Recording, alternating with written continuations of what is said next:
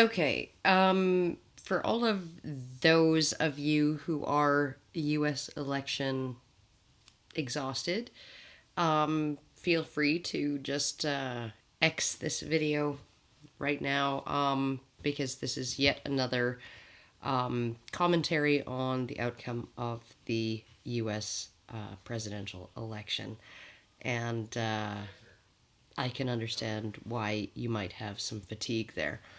But I have personally found so much of the rhetoric and the sort of the dynamics socially and politically surrounding this particular election so interesting, that I've been watching it closely in a way that I have never watched like any other presidential election in the U.S. And those kinds of things tend to be actually quite of interest in Canada, even though we can't vote, and it's not apparently it's not any of our business. But I have just found this so fascinating, so interesting, seeing social psychology at work this past year or so. And so I wanted to address something that I have seen come up. And I mean, this video is triggered by a particular video, and I'm going to link it in the low bar, by some guy named Dylan Moran or something like that. Not Moran, Moran, who does these kind of unboxing videos. I'm going to unbox white feminism. I'm going to unbox toxic masculinity. I'm going to unbox this concept. Essentially, he's unpacking whatever invisible knapsack lands across his desk. And apparently he's some kind of comedian and social commentator. He's on, I'm going to link the video in the low bar so that you can all see it. And this particular video was brought to my attention. It was about election 2016, and he was unboxing election 2016. And it was brought to my attention by, I was just surfing YouTube and came across a video by Jeff Holiday. And then I watched a few of Jeff's videos, and I would suggest that anybody who likes my videos should give him a try, because I found his most of his videos quite enjoyable and insightful. So anyhow, this particular video is going to essentially just be a reproduction of a blog post I uploaded this afternoon, called Why Are the Emails Such a Big Hairy Deal?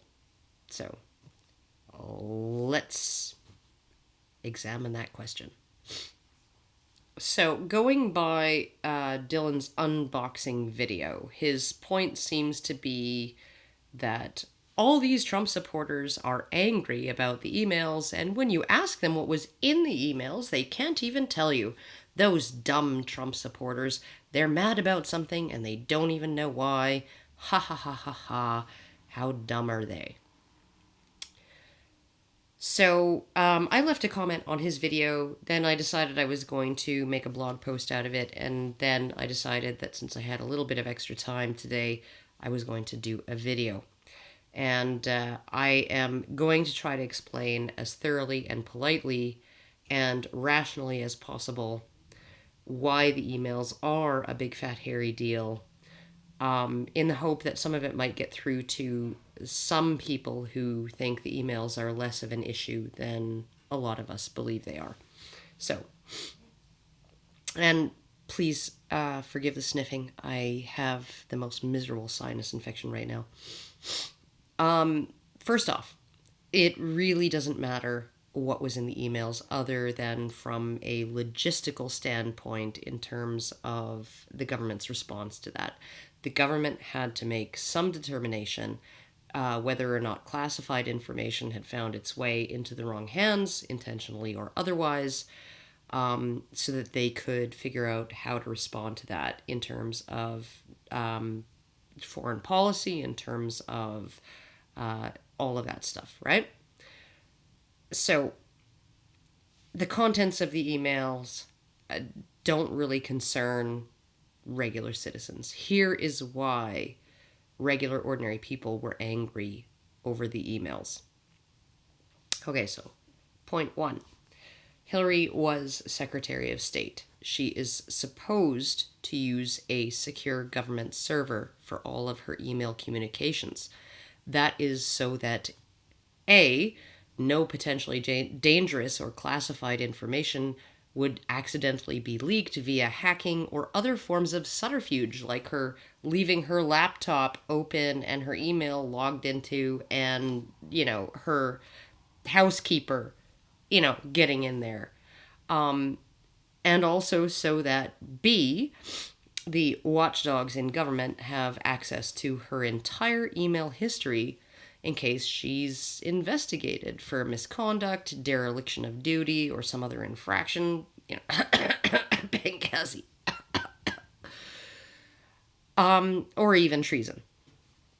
So the government has a vested interest in watching the people who have these types of extremely high security clearances, being able to monitor what they do, not just in the sense of what they do in an official capacity, but what they do in their personal lives. The government, okay, J. Edgar Hoover, crossdresser, right? If the Russians found out he was a crossdresser, they could blackmail him with that. And you might argue that that's his personal life and that's his personal choice.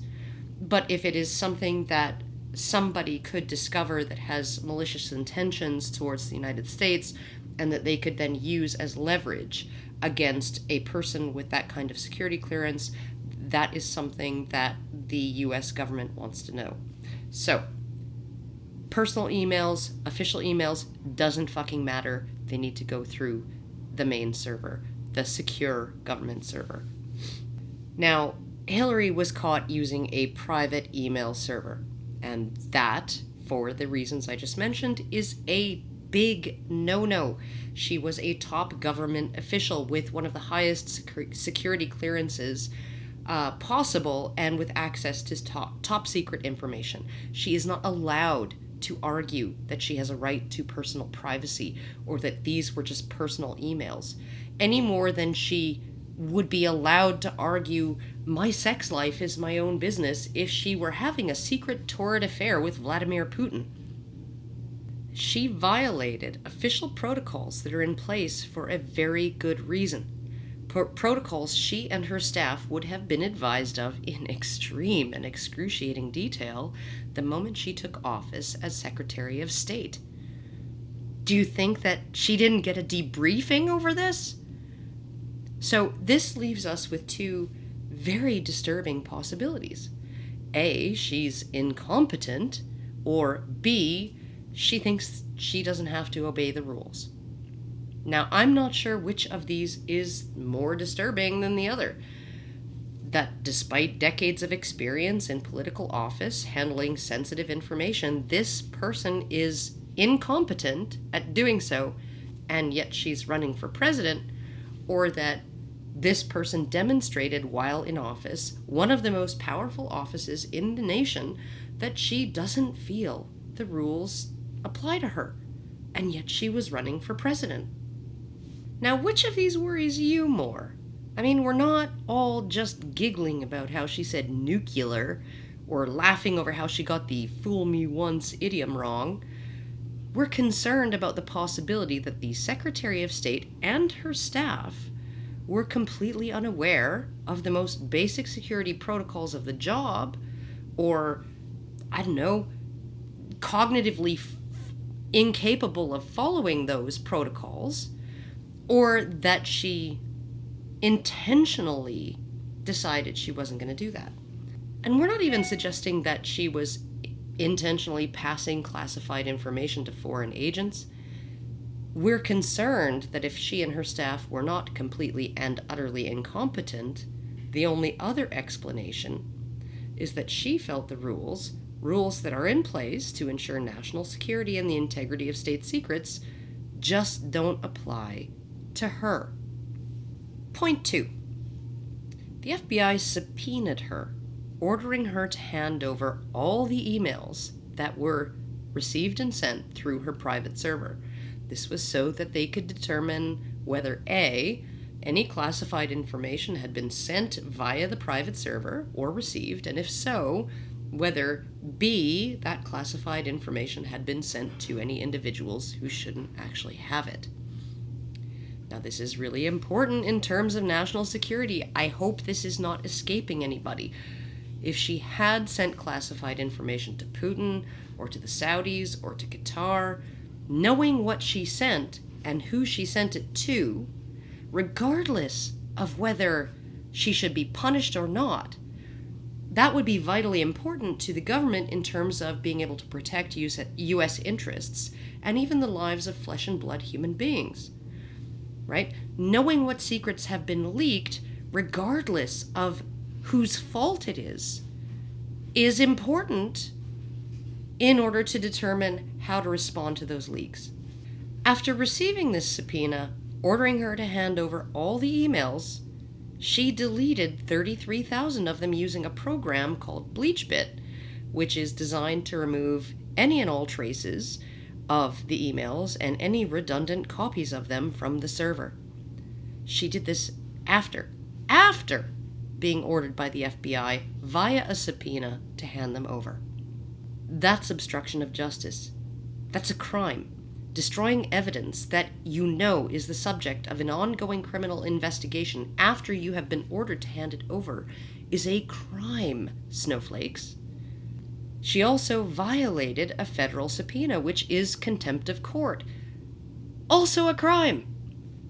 So these are two crimes that have absolutely nothing to do with whether there is or isn't anything incriminating in the emails themselves. They have nothing to do with whether the evidence is incriminating, just that the FBI considered it to be evidence, informed her of it, ordered her to hand it over, and not only did she not comply with that order, she destroyed portions of that evidence. And of course, once those emails were criminally scrubbed, the FBI and the rest of us just had to take her word for it, that the scrubbed emails were totally, completely harmless and benign. There was nothing in them that might have been a violation of her duty to the nation and to her office, nothing in them that could potentially be treasonous or criminal, right? It was all just personal stuff, what kind of douche she prefers and whether she puts her dildo on high or low when she sets it to vibrate, right? It was all just personal. There was nothing in there in those deleted emails that the U.S. government could possibly have any interest in. Because we're supposed to trust her now. And frankly, it really doesn't matter if there was anything incriminating in them. The emails could have been nothing but Payless, Shoe Source, Hobby Lobby, and IKEA e-flyers and invitations to birthday parties and book club events. The contents of the erased emails is irrelevant. The relevant issue is that they existed on a private server in the first place, in violation of the terms of her security clearance, and that they were erased after she was ordered to hand them over to the FBI, which is essentially her committing two criminal offenses. I have seen no argument whatsoever from Hillary or her team that she did not have a private server, or that she or her staff did not erase those emails. Nothing. Nada. Zip. Zilch. Goose egg.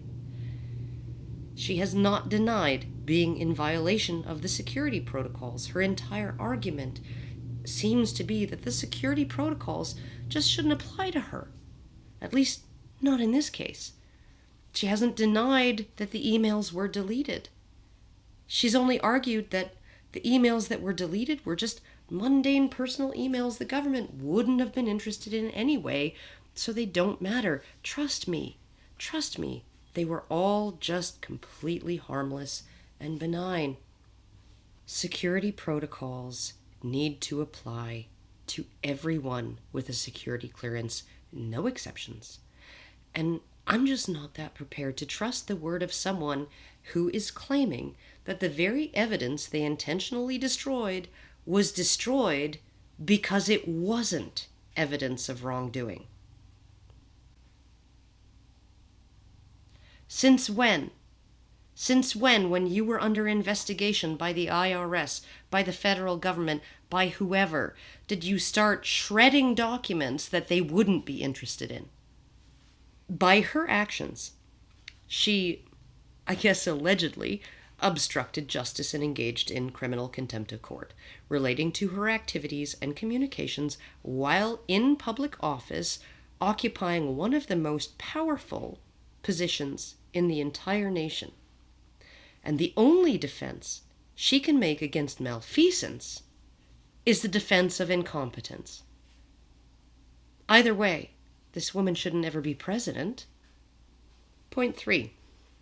The FBI confirmed that a number of emails among those that had not been deleted were clearly marked as classified and were received and/or sent through the private email server. While they suggested that these emails were not specifically sent to anyone who should not have had access to them, they commented on the extreme carelessness of dealing with this type of information on a private server. This goes back to point 1. She was handling sensitive, classified information on a private server that was not as well protected from possible hacking as official government servers. She was doing the equivalent of leaving a top-secret file sitting in plain view on the front seat of her car while she went shopping for 6 hours for shoes instead of in a locked briefcase in a secure location under armed guard. Attempts to hand-wave away her carelessness and incompetence are particularly ironic and hilarious given her assertions that the later DNC email leaks were carried out by Russian hackers. The DNC was using regular email on regular servers, not the hyper-secure government servers, and that's how they were hacked. And yet Hillary was exchanging classified information on a private server that was every bit as vulnerable to hacking as the ones that were hacked, according to her, in order to get the dirt on the DNC. Now, if the Russians hacked the DNC emails, who's to say they didn't hack Hillary's private server ages ago? Who's to say that the Russians don't have every single email that went through that server somewhere in a database, including the ones she deleted? Who's to say the Russians don't know more about classified information owned by the United States than the US does? And if they did hack them, why would they release that? Why would they leak it when it's in their best interest to pretend that they don't actually know what they know? I mean, it's one thing to meddle with a foreign election by leaking the DNC emails, right? But leaking national secrets that you know because you hacked something you shouldn't have, right? Leaking the fact that you know that? Why would you have to? Why would you have to let the US government know that you know a bunch of classified information? If you can rig the election from Russia, from Moscow, just by casting suspicions on the DNC.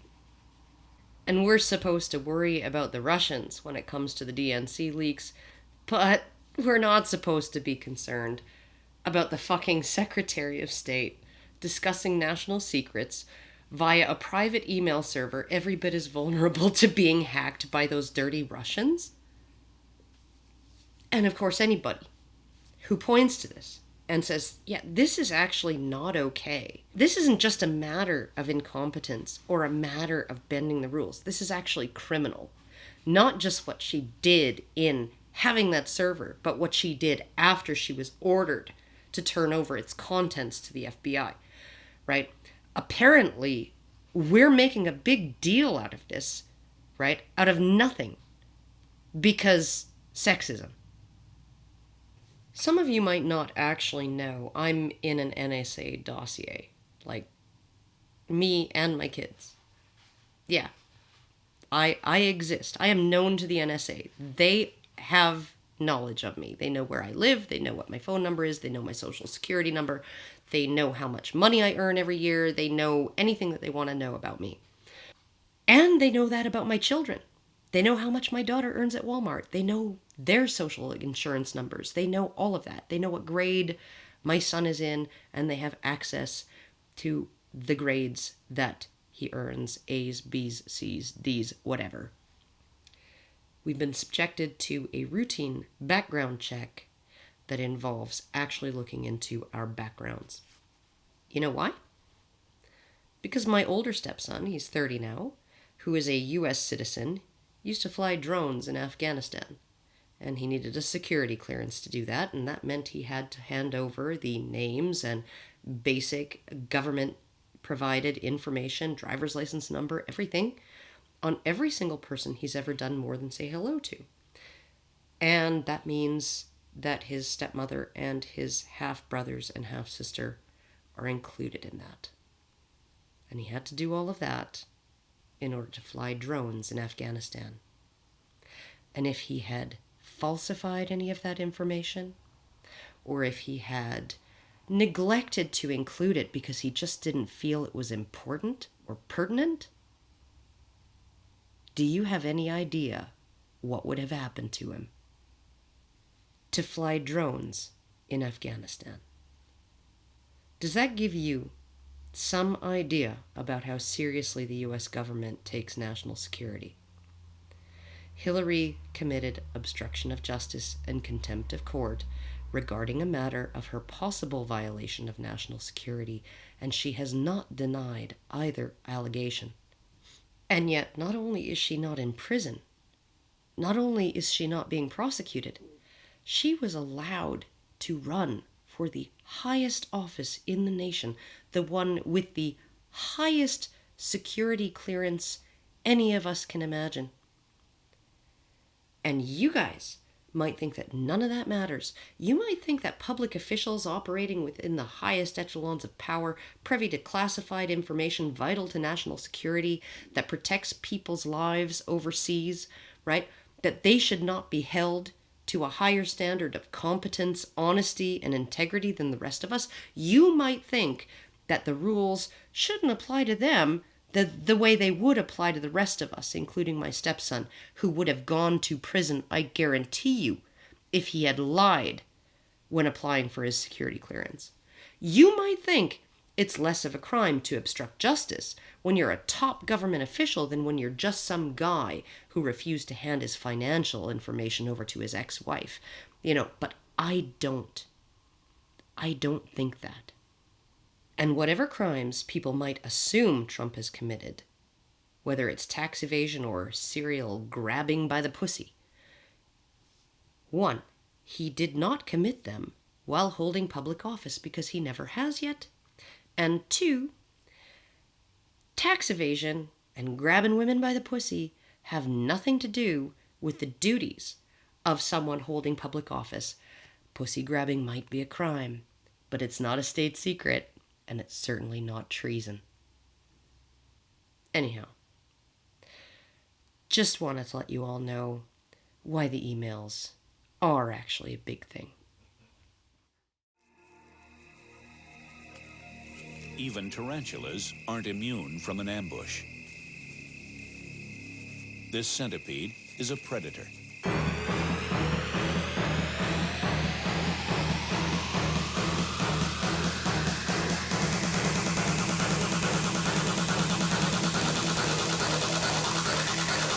Centipede.